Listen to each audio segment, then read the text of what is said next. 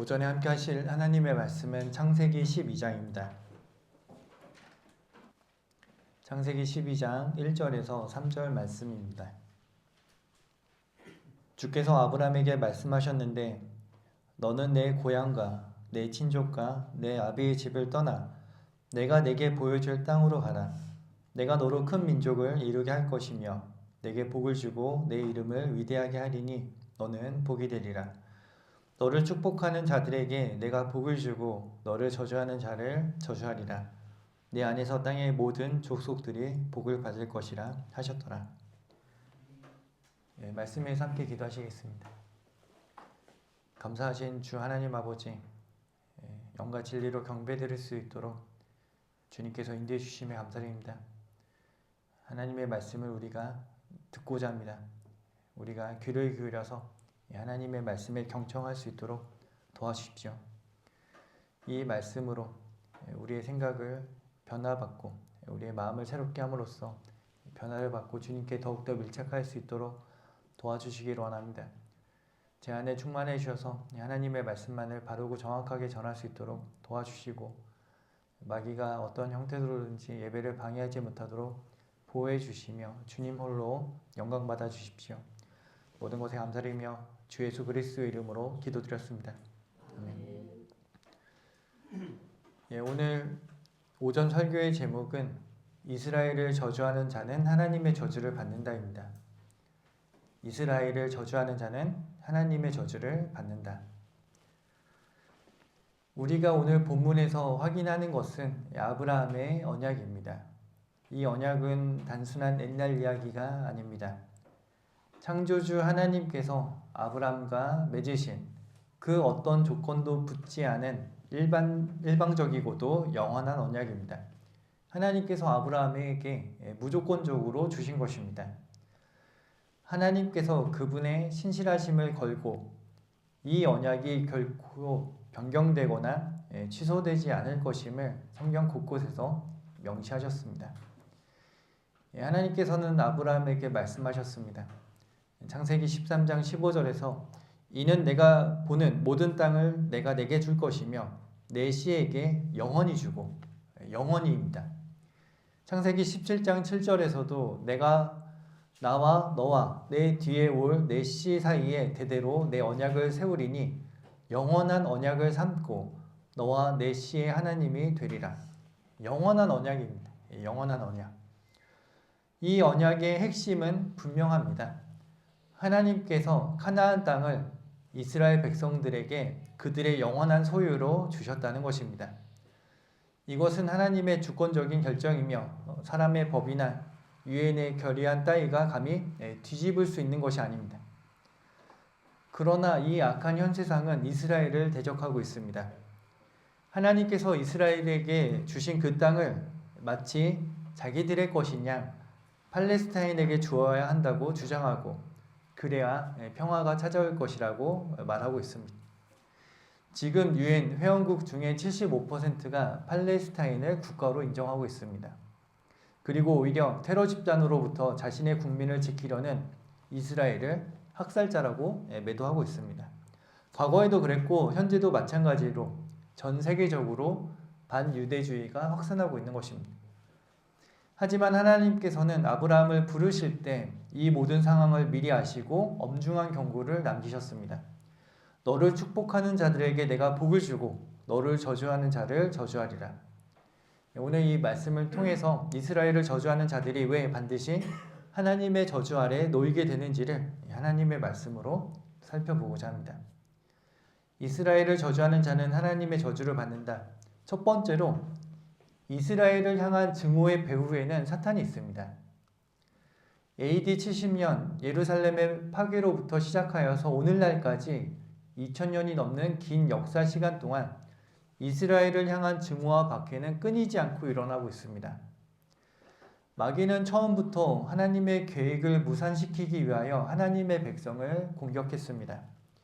이러한 증오는 창세기 3장 15절에서 내가 너와 여자 사이에 또 내 씨와 그녀의 씨 사이에 저기를 두리니 그녀의 씨는 너의 머리를 부술 것이요 너는 그의 발꿈치를 부술 것이라는 이 말씀이 성취되어 가는 과정입니다.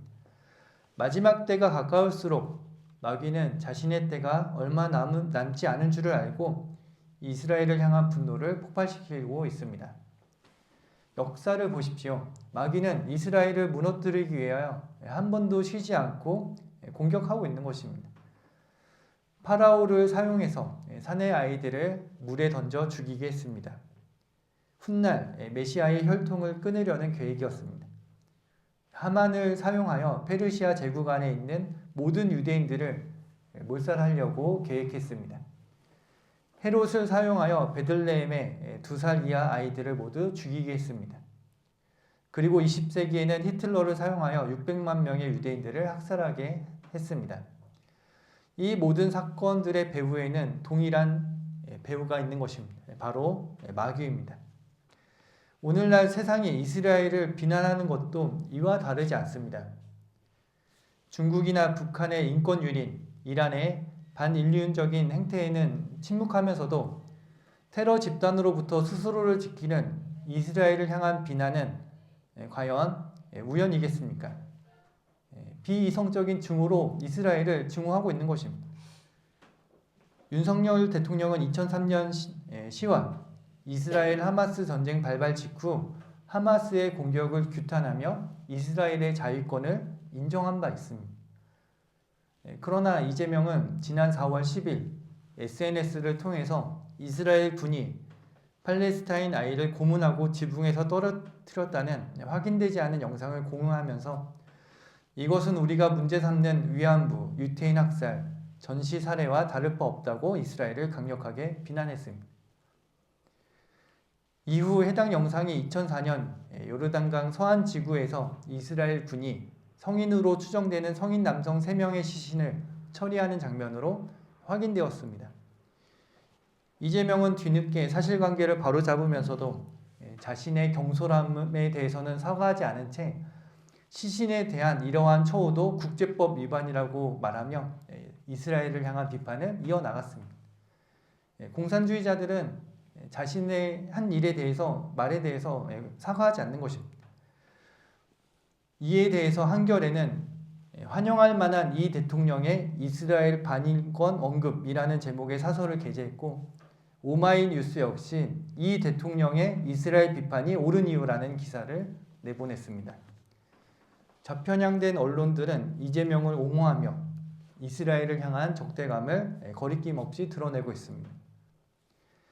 4월 11일 이스라엘 외무부는 SNS를 통해서 이재명 한국 대통령의 발언, 특히 이스라엘의 홀로코스트 추모일을 앞두고 발생한 유대인 학살 사건을 경시하는 듯한 발언을 했는데 이는 용납할 수 없으며 강력히 규탄받을 만하다. 또 사실을 확인하고 발언해야 한다며 이재명을 향해 비판했습니다. 이에 이재명은 끊임없는 반인권적, 반국제법적 행동으로 고통받고 힘들어하는 전 세계인들의 지적을 되돌아볼 만한데 실망이다라고 밝히며 이스라엘에 대한 비판 수위를 더욱더 높이고 있는 것입니다. 또한 보편 인권이 존중되어야 한다며 이스라엘을 향한 발언을 계속해서 내놓고 있습니다.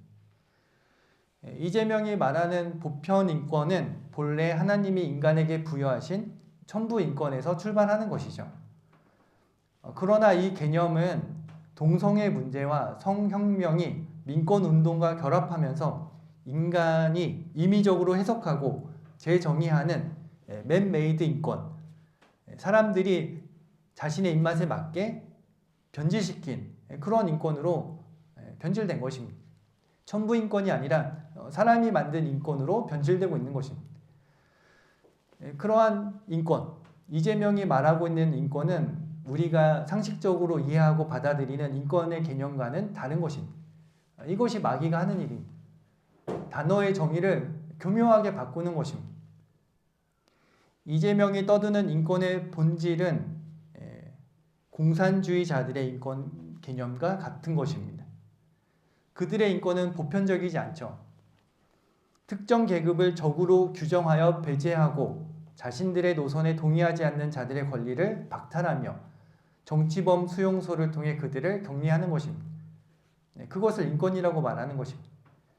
오늘날에도 자유민주주의를 주장하는 상식적인 국민들을 극우로 낙인 찍어서 적대시하는 행태가 그 연장선에 있는 것입니다. 전 세계적으로 명예훼손을 형사처벌하는 나라가 거의 없습니다.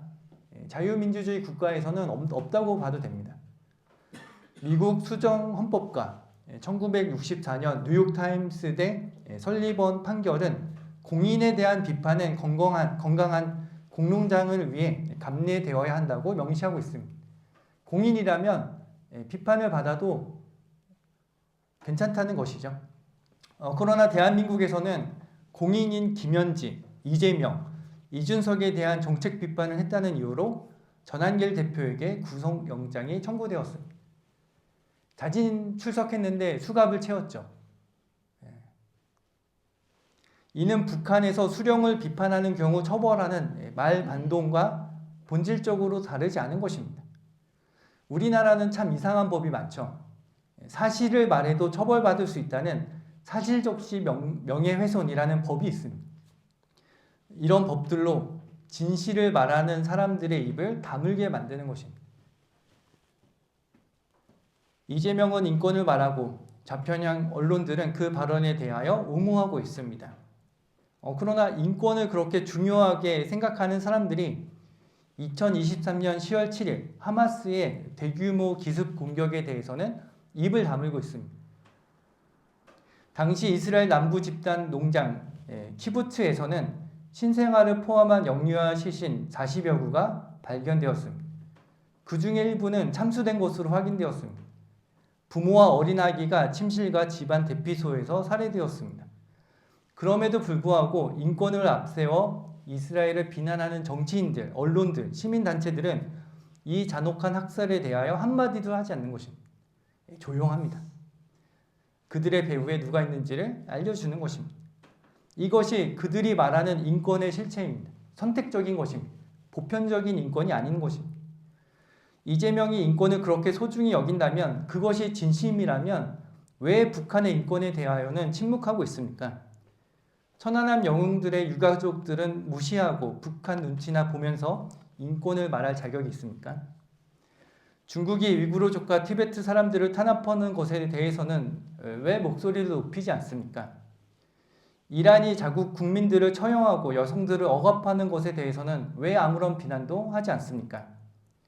세월호는 10년이 넘도록 우려먹으면서 무한공항 참사는 신속히 덮으려는 것, 이것이 이재명 정부가 내세우는 인권의 민낯인 것입니다.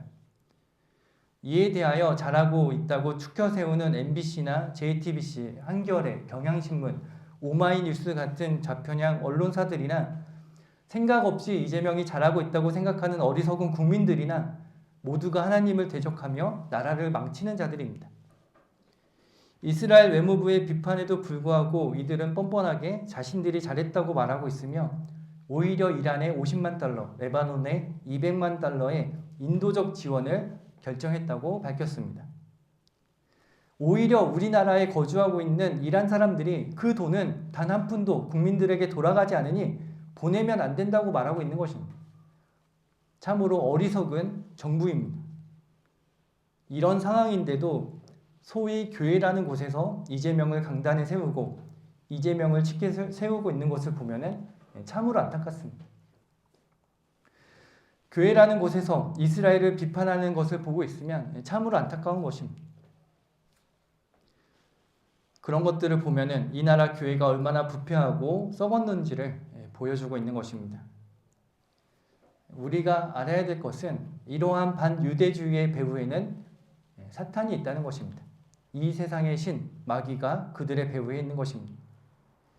여자의 씨를 제거하려는 마귀의 시도, 예수 그리스도를 거부하고 반유대주의를 부추기며 이스라엘을 증오하고 박해하는 배후에는 하나님을 대적하고 그분의 계획을 무산시키고자 하는 마귀가 있는 것입니다. 그래서 그들도 마귀의 통치 아래 같은 생각을 가지는 것입니다. 그리스도인들이 성령 안에서 같은 생각을 가지고 같은 판단으로 함께 진리 안에서 연합하는 것처럼 그들도 마귀 안에서 같은 생각을 가지고 연합하는 것입니다. 마귀가 왜 이스라엘을 그토록 증오하는 것입니까? 이유는 단순하죠.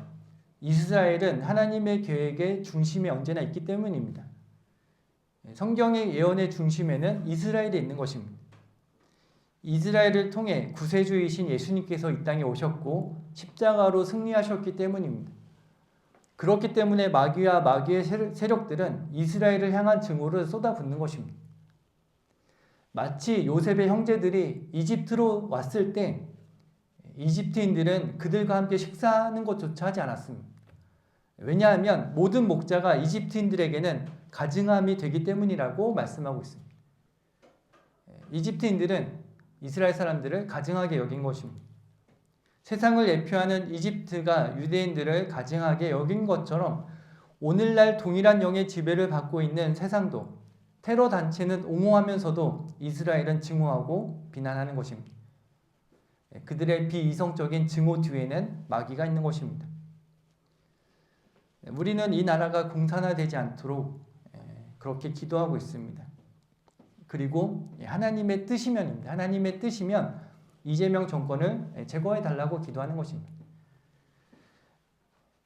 이것이 정치에 참여하는 것입니까? 우리가 국민의힘을 지지해서 그렇습니까? 아닙니다. 이재명 정권의 배후에는 종교의 자유를 억압하고 교회를 해산시키고 복음을 전파하지 못하도록 법으로 막는 마귀가 있기 때문입니다. 그들이 마귀의 세력이기 때문에 그들의 계략을 어리석은 것으로 만들어 주시라고 그들의 계략이 성공하지 못하도록 해주시며 그들을 분쇄시켜 달라고 기도하는 것입니다. 모든 권세는 하나님께서 주신 것이죠. 이 나라 국민들이 그러한 수준밖에 안 되기 때문에 하나님께서 이재명을 대통령으로 주신 것입니다. 이 나라를 심판하시는 것입니다. 그럼에도 불구하고 우리가 기도하는 것은 하나님께서 자비와 긍휼을 베풀어 달라는 것입니다.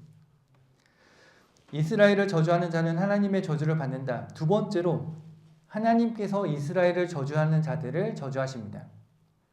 예수님께서는 율법의 한 획이 없어지는 것보다 하늘과 땅이 없어지는 것이 더 쉬우니라라고 누가복음 16장 17절에서 말씀하셨습니다. 하나님의 말씀은 변경되지 않습니다. 한번 기록하셨으면 변경되지 않고 이루어지는 것입니다. 본문에서 하나님께서 아브라함에게 주신 약속, 너를 저주하는 자를 내가 저주하리라고 하신 이 말씀은 오늘날에도 살아 역사하는 하나님의 엄중한 말씀입니다. 분명 이스라엘이 지금 당하는 고난과 박해는 그들의 죄 때문입니다. 하지만 하나님께서는 이스라엘을 징계하실지언정 영원히 버리는 것은 아니라는 것입니다. 성경은 이스라엘을 타오르는 가시덤불에 비유하고 있습니다. 출애굽기 3장을 보면은 가시덤불이 불로 타나 가시덤불은 소멸되지 않았더라고 말씀하고 있습니다. 광야의 가시덤불이 불에 타면서도 소멸되지 않았듯이 이스라엘 민족은 불길 같은 고난 속에서도 결코 소멸하지 않는 것입니다. 말라기 3장 6절은 나는 주임으로 변경하지 아니하노라. 그러므로 너희 야곱의 아들들은 소멸되지 아니하느니라라고 말씀하고 있습니다. 하나님께서 기록하신 것을 변경하지 않으시는 것입니다. 이스라엘을 영원히 버리는 것이 아니라는 것입니다. 이스라엘은 소멸되지 않는 것입니다. 하나님께서 선택하신 백성이기 때문입니다. 하나님께서 친히 그들과 함께 하시기 때문입니다. 오늘날의 이스라엘도 마찬가지입니다. 사탄은 끊임없이 불을 질러 그들을 소멸시키려고 하지만 하나님께서 그들과 함께 하시기에 이스라엘은 결코 멸망하지 않는 것입니다. 오히려 그들을 불사르려고 달려드는 자들이 도리어 하나님의 심판의 불길에 휩싸이는 것입니다. 하나님께서는 왜 이스라엘을 저주하는 자를 저주하시는 것입니까? 그 이유는 하나입니다. 이스라엘은 하나님께서 직접 선택하시고 언약을 맺으시고 그분의 이름을 두신 민족이기 때문입니다. 신명기 7장 6절은 이렇게 말씀합니다. 이는 내가 주 너희 하나님께 거룩한 백성임이니 주 너희 하나님께서 땅 위에 있는 모든 백성 위에 너를 택하시어 자신의 특별한 백성이 되게 하셨습니다. 이스라엘을 대적하는 것은, 이스라엘을 저주하는 것은 하나님을 대적하고 하나님을 저주하는 것과 같은 것입니다. 하나님과 싸워서 이길 수 있는 사람이 있겠습니까? 한 명도 없는 것입니다. 역사를 보면은 이 진리가 입증되고 있는 것을 볼 수 있습니다. 400년 동안 이스라엘을 괴롭혔던 이집트는 10가지 재앙으로 멸망했습니다. 에스더 3장을 보면은 페르시아 시절 하만이 등장합니다. 그는 자신에게 절하지 않는 유대인 모르드케를 미워하여서 모르드케뿐만 아니라 유대인 전체를 학살하려고 했습니다. 그러나 하만은 모르드케를 죽이기 위해서 세웠던 교수대에 자신이 죽었습니다. 자신이 만든 교수대에 자신이 달린 것입니다. 이스라엘을 저주하는 자는 반드시 저주를 받습니다. 1차 세계대전 이후 유대인의 귀환을 약속했던 벨푸어 선언은 처칠이 뒤집었죠. 그 영국의 정치인들은 결국 어떻게 됐습니까? 영국은 그 이후로 몰락한 것입니다. 나치 독일의 히틀러를 보십시오. 그는 600만 명의 유대인들을 학살했습니다. 그는 자신의 권력이 영원할 줄 알았습니다. 천년 제국을 꿈꿨던 나치는 불과 12년 만에 처참하게 무너졌습니다. 히틀러는 1945년 4월 30일 스스로 목숨을 끊는 비참한 최후를 맞이한 것입니다. 이러한 반유대주의는 표면적으로 보여지는 것은 유대인들을 향한 증오와 박해입니다. 그러나 그 내면을 들여다보면은 하나님을 대적하고 하나님을 무시하고 하나님을 증오하는 그들의 악한 마음이 숨어 있다는 것을 발견하게 되는 것입니다. 하나님을 두려워하고 존중한다면 하나님께서 선택하신 민족인 유대인들을 저주하고 박해하겠습니까? 에스겔 35장에서는 에돔의 죄와 그들의 심판에 대하여 말씀하시면서 내가 말하기를 이 두 민족과 이 두 나라는 내 것이 되리니 우리가 그것을 차지하리라 하였도다. 그러나 주가 거기 있었느니라. 이스라엘이 비록 그들의 죄로 징계를 받는다 하더라도 하나님께서 그들과 함께 하신다는 것입니다. 주가 거기에 있었다고 말씀하는 것입니다. 완전히 버리지 않으셨다는 것이죠. 그러므로 주 하나님이 말하노라 내가 살아있는 한 내가 내 증오를 그들에게 행사하였던 바 너의 분노와 너의 시기에 따라 내가 행하리니 내가 너를 심판할 때에 그들 가운데 나 자신을 알게 하리라. 심는 대로 거두는 것입니다. 이스라엘을 향한 증오, 이스라엘을 향한 박해는 그대로 돌아오는 것입니다. 주를 대적하고 하나님의 존재를 부인하는 그들의 의도와 생각을 하나님께서는 지적하시면서 그들을 심판하시겠다고 말씀하고 있는 것입니다. 하나님께서는 이스라엘을 대적하는 자들의 교만을 꺾으시고 유대인들을 눈동자처럼 지켜주시는 것입니다. 하나님을 대적하는 나라는 반드시 무너지는 것입니다. 이것은 결코 우연이 아니라 창조주 권위에 도전하는 자들이 겪게 되는 필연적인 결말입니다. 오늘날 대한민국도 마찬가지입니다. 제가 지금 어떤 정치적 입장을 표명하고 있는 것이 아니라 하나님의 말씀을 있는 그대로 선포하고 있는 것입니다.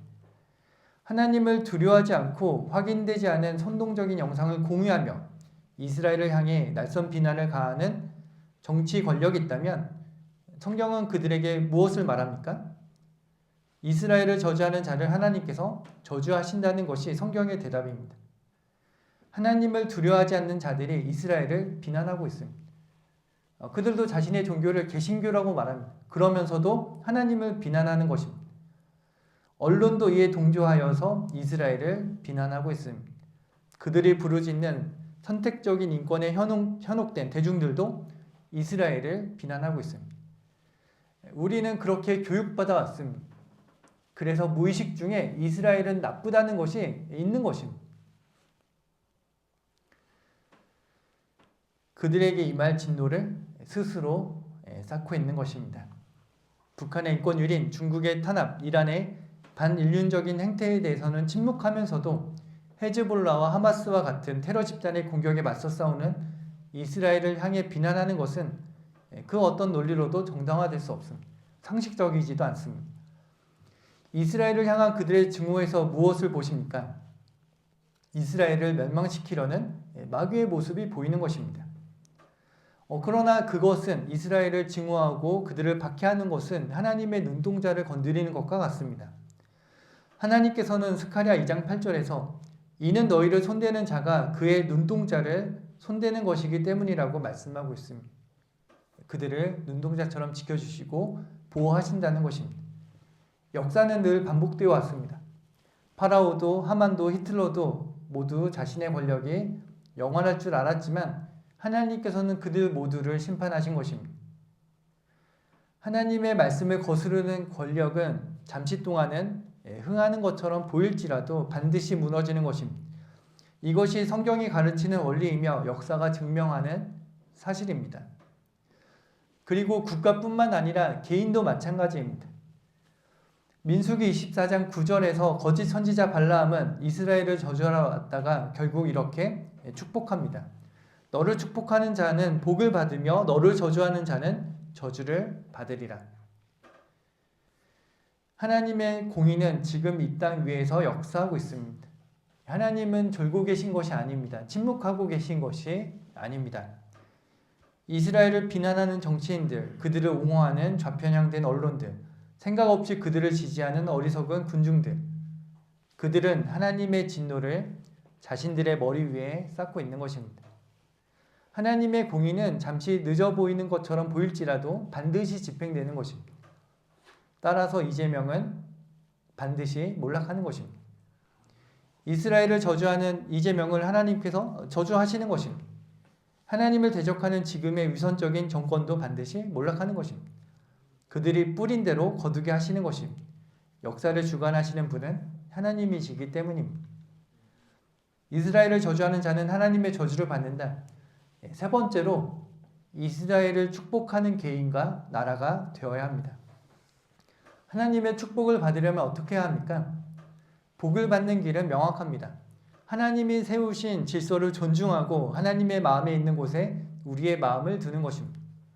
하나님이 사랑하는 것을 우리도 사랑하고 하나님이 미워하시는 것을 우리도 미워하는 것입니다. 하나님께서 이스라엘을 그들의 범죄로 말미암아 징계하셨다고 해서 우리가 그들을 비난하고 박해를 가하는 것이 정당화될 수 없는 것입니다. 너를 축복하는 자들에게 내가 복을 주고 내 안에서 땅의 모든 족속들이 복을 받을 것이라는 약속은 오늘날에도 유효한 것입니다. 이스라엘을 축복하는 것은 단순한 호의가 아니라 성경의 명령이자 복을 받는 통로입니다. 하나님께서 우리에게 복을 주시기 위하여 마련하신 영적인 원리입니다. 지난 세기를 보십시오. 미국은 킹제임스 성경으로 시작한 나라입니다. 하나님을 두려워하고 그분의 말씀을 존중하며 복음을 전파하고 이스라엘의 회복을 지지하며 성경적인 가치를 수호했을 때 하나님께서는 미국을 세계를 이끄는 강대국으로 세우신 것입니다. 여러분은 대한민국을 사랑하십니까? 우리는 우리의 조국 대한민국을 사랑합니다. 우리가 사랑하는 이 나라가 공산화되지 않도록 기도해야 되는 것입니다. 하나님의 저주를 받는 나라가 되지 않도록 간절히 기도하는 것입니다. 먼저 우리가 이스라엘을 위하여 기도하는 것입니다. 시편 122편 6절은 예루살렘의 화평을 위하여 기도하라. 너를 사랑하는 자들은 번성하리라고 말씀하고 있습니다.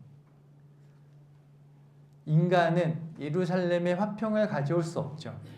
오직 예수 그리스도만이 예루살렘의 화평을 가져오실 수 있는 것입니다.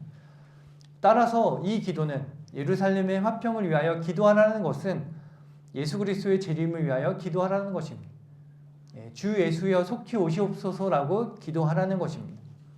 예수님께서 속히 오셔서 이스라엘을 회복시키시고 진정한 화평을 가져오시도록 기도하는 것입니다. 그리고 우리는 이스라엘을 적대시하는 반성경적 정책과 거짓된 정치 세력에 대하여 분별력을 가지고 대항해야 되는 것입니다. 침묵은 동조입니다. 그렇죠. 잘못된 것을 잘못됐다고 말할 수 있어야 되는 것입니다. 하나님께서 미워하시는 것을 우리도 미워하는 것입니다. 이스라엘을 적대시하고 성경의 가치를 훼손하는 정치 세력, 반기독교적 사상을 주입하는 미디어와 교육에 대하여 우리는 침묵하지 말고 분명한 목소리를 내야 되는 것입니다. 그러한 목적으로 우리는 월간지 성경대로 믿는 사람들을 통하여 잘못된 것들을 성경적으로 비평하고 바로잡고 있는 것입니다. 제가 지금 설교하는 것도 어떠한 여러분들을 선동하는 것이 아니라 정치적인 참여가 아니라 성경적으로 잘못된 것들을 잘못됐다고 지적하고 바로잡고 있는 것입니다. 하나님께서 미워하시는 것을 우리도 미워해야 되지만 반대로 하나님께서 축복하시는 것을 우리도 축복해야 되는 것입니다. 예루살렘의 화평을 위하여 기도하고 이스라엘을 축복해야 되는 것입니다. 그리고 우리가 해야 되는 일은 더욱더 힘써 복음을 전하는 것입니다. 우리는 하나님의 뜻이면 불법적인 이재명 정권을 제거해 주시고 하나님을 두려워하고 하나님께서 인정하시는 합법적인 정부가 세워지기를 기도하고 있습니다. 그러나 우리가 그러한 기도가 의미가 있기 위해서는 먼저 하나님의 나라와 그분의 의를 구해야 된다는 것입니다. 우선순위가 중요합니다. 매일 말씀을 읽지도 않고 진리의 말씀을 올바로 나누어 공부하지도 않고 복음을 전하지도 않으면서 이러한 일을 하고 있다면 그것은 우선순위가 잘못된 것입니다. 그리스도인은 항상 먼저 해야 될 일들이 있습니다. 마귀는 항상 그 우선순위를 뒤바꿔 놓는 것입니다. 제도권 교회들 중에서 이재명 정권의 잘못된 점들을 비판하고 나라를 지키기 위하여 노력하는 곳들이 많이 있습니다. 그러나 안타까운 것은 그들이 바른 성경을 거부하고 복음도 전하지 않고 성도들의 진리의 말씀도 양육하지 않고 그저 애국심에서 세상 정치에 참여하고 있다는 것입니다. 정치 참여는 교회의 사명이 아니죠. 그리스도인들은 조국을 사랑하는 애국자가 되어야 마땅하지만 그것이 첫 번째가 될 때 진리의 길에서 벗어나는 것입니다. 오늘날 많은 사람들이 국가가 우상이 되는 것입니다. 나라를 사랑하는 것 참으로 좋죠. 애국하는 것 마땅합니다. 그러나 그것을 교묘하게 바꿔버리는 것입니다. 우선순위를 바꾸는 것입니다. 국가를 우상으로 만들어버리는 것입니다. 우리는 대한민국 국민이기 이전에 우리의 시민권은 하늘에 있다는 것을 기억해야 됩니다. 하늘의 시민권이 먼저이고 대한민국 국민이 두 번째입니다. 하나님을 사랑하는 것이 첫 번째고 이웃을 사랑하는 것이 두 번째 계명입니다. 이것을 우리가 먼저 해야 될 일들을 하지 않고 나중에 해야 될 일들을 먼저 하게 된다면 진리의 길에서 이탈하게 되는 것입니다. 성도 여러분, 여러분이 하나님을 두려워하고 하나님의 말씀을 사랑하고 존중하며 말씀 앞에 두려워 떨 때 하나님과 온전한 교제 가운데 있으며 복음을 전파하고 하나님을 신실하게 섬길 때 그때 여러분이 예루살렘의 화평을 위하여 기도하는 것이 의미가 있는 것입니다. 그것을 먼저 할 때 하나님의 의를 먼저 구할 때 여러분들이 나라를 위하여 기도하는 것들이 의미가 있게 되는 것입니다. 결론을 맺겠습니다. 이스라엘을 향한 증오의 배후에는 마귀가 있으며 그 길은 파멸입니다. 반면에 이스라엘을 축복하는 길은 하나님의 복이 있는 길입니다. 이것은 정치적인 선택의 문제가 아니라 우리가 하나님의 편에 서느냐 마귀의 편에 서느냐를 결정하는 영적인 문제입니다. 우리가 어느 편에 서야 마땅하겠습니까? 세상이 무엇이라고 하든 우리는 창조주의 약속을 믿습니다. 하나님은 여전히 살아계시죠. 그분은 이스라엘을 결코 포기하지 않으시는 것입니다. 그러므로 우리도 하나님의 마음을 품고 이스라엘을 축복하는 믿음의 성도가 되어야 합니다. 그리고 이 나라도 이스라엘을 축복하는 나라가 되도록 기도하십시오. 윤석열 대통령이 2023년 10월 이스라엘 하마스 전쟁 발발 직후에 하마스의 공격을 규탄하며 이스라엘의 자율권을 인정한 것처럼 이스라엘을 축복하는 정권이 다시 세워지기를 간절히 기도하는 것입니다. 다 같이 기도하시겠습니다. 살아계신 주 하나님 아버지, 이 시간 아브라함에게 주셨던 그 언약의 말씀을 다시 한번 우리 마음에 새길 수 있도록 인도하십시오. 세상이 이스라엘을 미워하고 조롱할지라도 우리 성도들은 하나님의 말씀의 편에 설 수 있도록, 그러므로서 이스라엘을 축복할 수 있도록 인도해 주십시오. 마귀의 관계를 분별하게 하시고 거짓된 정권과 사상에 굴복하지 않도록 인도해 주십시오. 우리 대한민국이 이스라엘을 축복하는 나라가 될 수 있도록 인도해 주십시오. 하나님을 두려워하는 나라가 되어서 하나님의 보호하심과 번영을 누리는 나라가 될 수 있도록 인도해 주십시오. 다시 오실 주 예수 그리스도의 이름으로 기도드렸습니다. 아멘.